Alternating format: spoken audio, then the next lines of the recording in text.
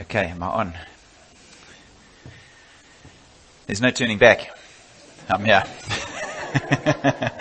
You're stuck.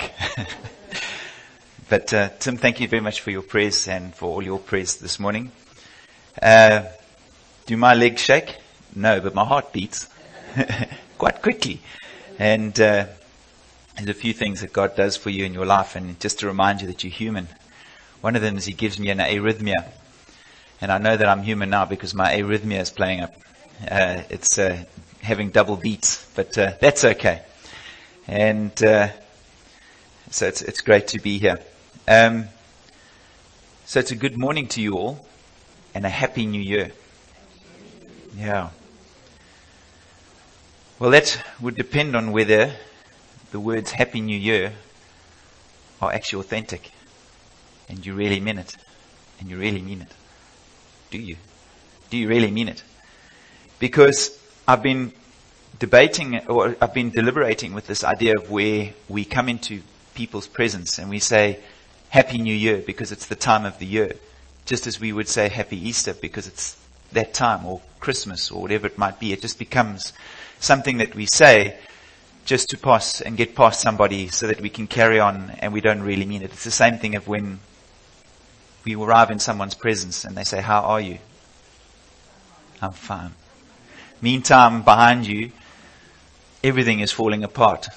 And it seems to be quite a difficult road to walk. So I wanted to set a context to today.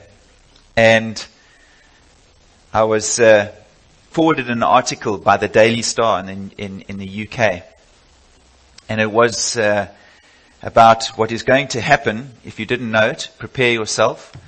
If you haven't started digging trenches yet and things like that, it might be a little bit too late, but there might be some civil companies that could help you out by building a stronghold. If you've watched Doomsday Preppers, you know, these people that go and store food and so.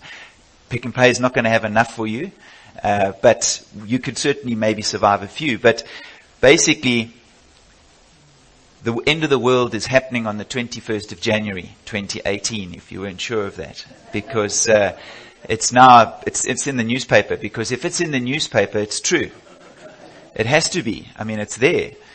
So, a solar phenomenon called a blood moon will be taking place. And basically, that is where the moon is very close to the earth. It's going to be larger than what it normally is. And the earth comes between the sun and the moon and casts a shadow upon the moon, and they call it the blood moon or the howling wolf. So it's not looking very good, is it? Howling wolf, blood moon. It's not looking very good for this happy new year. And where they draw this stuff from is from the book of Acts, and Acts chapter 2, verse 20, and also Revelations chapter 6, verse 12. And I read them to you, where it says, the sun will turn to darkness and the moon to blood before the coming of the great and glorious day of our Lord. That is from Acts. From Revelations, there's a whole piece that comes before it, and I'm just picking out the piece that is particularly, that they have referenced in this article. The sun turned black like sackcloth made of goat hair, and the whole moon turned blood red. So, is it really a happy new year? Because maybe let me just take it away from something like this as well and add it to another context of what we face moving forward as a nation. How is your perception of things moving forward? We hear so much in the press, we read so much, or we listen to so much in the newspaper about what things are going to be like. We've got pending elections, we've got failing economy, we've got so many different challenges that we are facing. And even within ourselves, we are facing our own challenges, besides those things that are potentially out of our control. So, I actually think it's probably quite apt right now.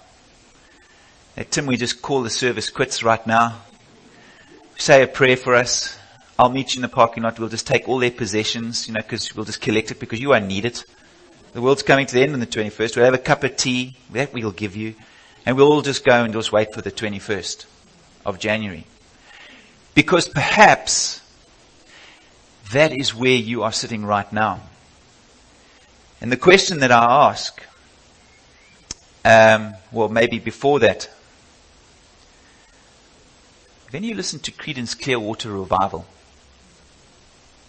there be a pale moon arising.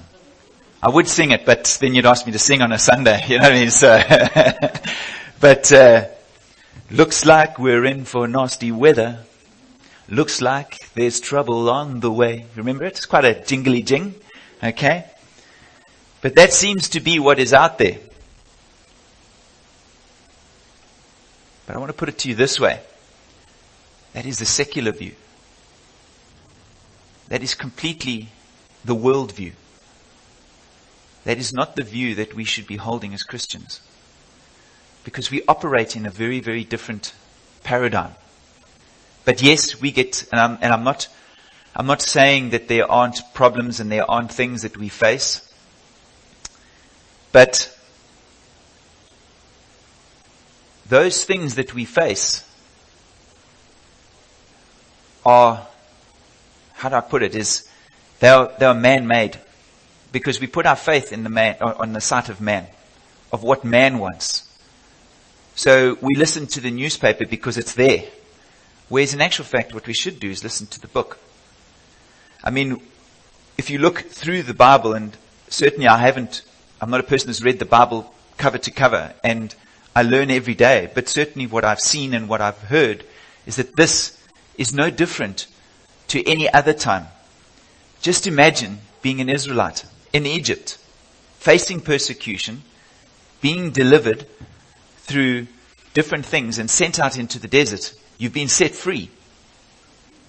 But how many of them wish to be back in Egypt, back facing the same things that they did before?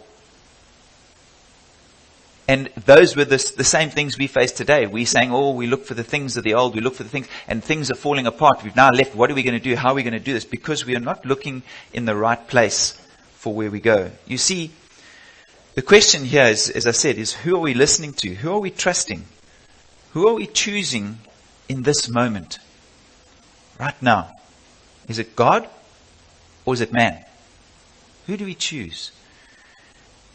In the book of Deuteronomy, chapter 30, verses 15 to 20, it talks about, and in actual fact, it's quite a long piece of passage that you can read, but the essence of it is that if you read it, it says here, I set before you today life and prosperity, death and destruction.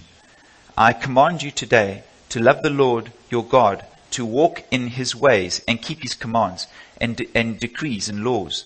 Then you will live and increase, and the Lord your God will bless you in the land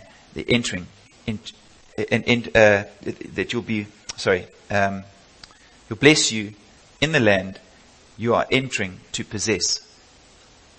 The other side of it is, but if your heart turns away, and you are not obedient, and if you are drawn away and bow down to other gods and worship them, I declare to you this day that you will certainly be destroyed.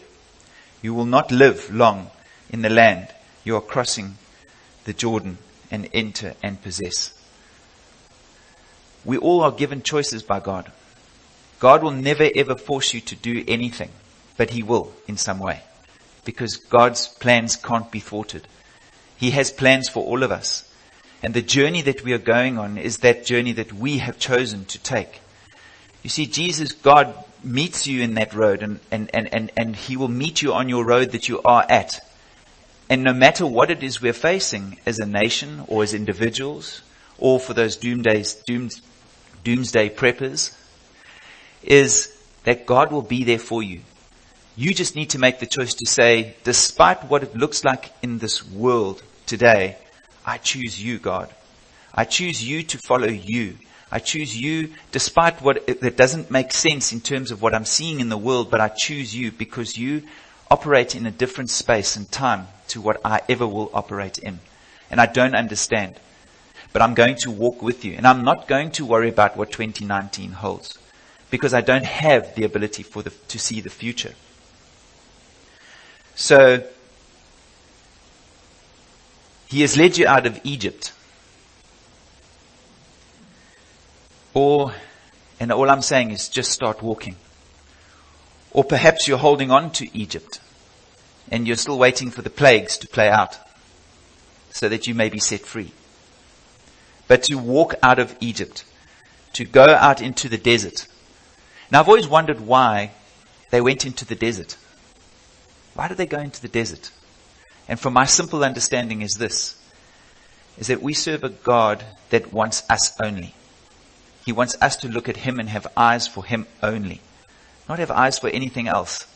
It says in the 10 Commandments, thou shalt have no other God but me.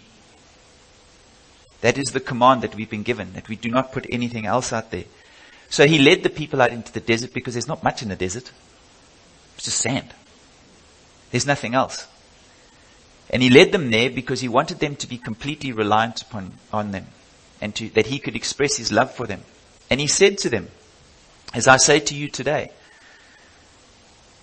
He was their pillar of cloud during the day and their pillar of fire at night. He provided manna in the morning and quail by night. And when they grumbled, you and I, when we get down and we beat on God's chest and say, why me? He hears us. And He'll bring the water. And He'll make the water taste sweet. Because He will command something to happen. And He'll tap that rock, and that rock will turn to beautiful water that we can drink and quench our thirst, and our answers will be provided. So, we serve the God that is impossible in terms of what He can achieve. The impossible. I'm sure this year, if you had to sit down, and funny enough, Haley and I had the opportunity just not to about almost 3 or 4 days ago, to sit down and look at all the impossible things that we've been able to achieve this year.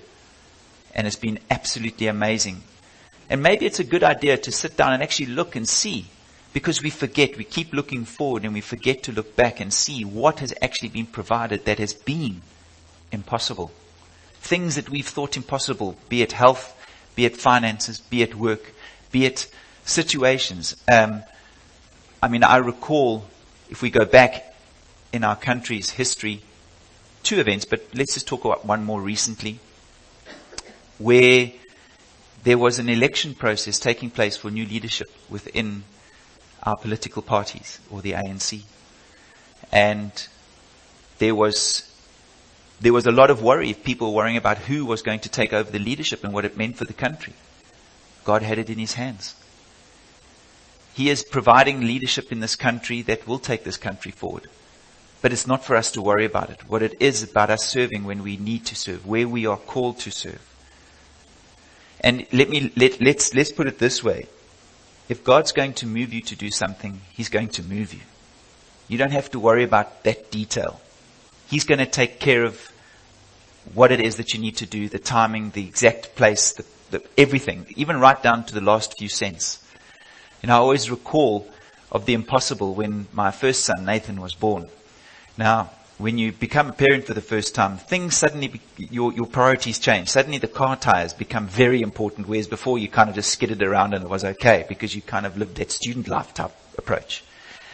So I can recall Haley coming to me one morning and saying to me, love, those car tires we've got a newborn. We can't drive with those car tires anymore. Now we'll be fine. No, love. And Haley's very persistent. I can tell you that. And anyway, long story short, we didn't have the means to change the tires. I eventually turned around and said, well, we don't have the means. We've just forked out everything to the doctors, and they're overseas at the moment. So we've paid for their holiday, and we've done everything else for them, but there's not much left for tires. And she said, well, we're not going in that car anymore because it's not got the right tires. So I walked down to the post box, and I open it up. We had a little PO box. Open it up. Guess what I see? Bold, bright, and beautiful, flashing out at me. South African Revenue Service letter. Oh, my word, was I joyful to see that letter, because it meant only one thing. You owe. There's something that you need to do here. And I remember taking this thing with absolute dread and thinking, oh, my word, this couldn't have come at a worse time. Now they're wanting me to submit money or pay money. But anyway, I opened the letter, And it was in the old days of where they had the tear-off checks, when the receiver of revenue used to send you your check by check. And there it was. Quick little story. Before that, I'd already got some car price, tire prices, Tiger Wheel, all that sort of stuff. And there it was. The impossible. With nothing. 3,578 rand and 20 cents. The exact amount of money I needed to put on the front tires of my car.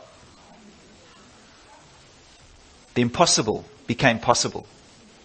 The impossible became possible.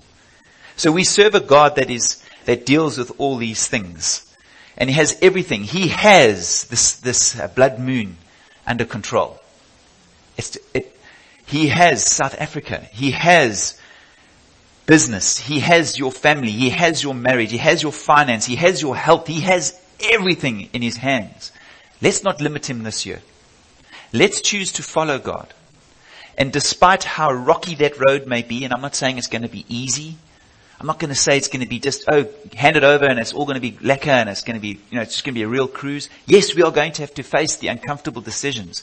But know that in those uncomfortable decisions, He's going to give you the answers that you need to give, to have, to go, to whatever it is that you might be. And let me remind you one thing, just so you maybe can walk out here feeling good. Matthew 24 verse 36 says, no one knows about the day or the hour, not even the angels in heaven, nor the Son, and it's written in capital, which I can only assume is Jesus. But only the Father knows when the end of times is coming. There will be many people that are going to say many things. Do not listen to them, listen to your Father. Do not fill your head with strange voices. Do not lie awake at night and worry. Because what has worrying done? I mean, I asked the question, worrying about what happens within, if you're a person that is a doomsday prepper, or if you are worried about South Africa, how much joy has that brought you recently? How much joy has that brought you around a braai or a conversation? Change the conversation. Be excited about it that you're alive and you have air in your lungs, that you have the ability to go out and evangelize the world. Just by being a good example. And that's what God is calling us to do, is to be faithful to Him and Him only. And when you are, trust me, I will be there for you. In everything that you face.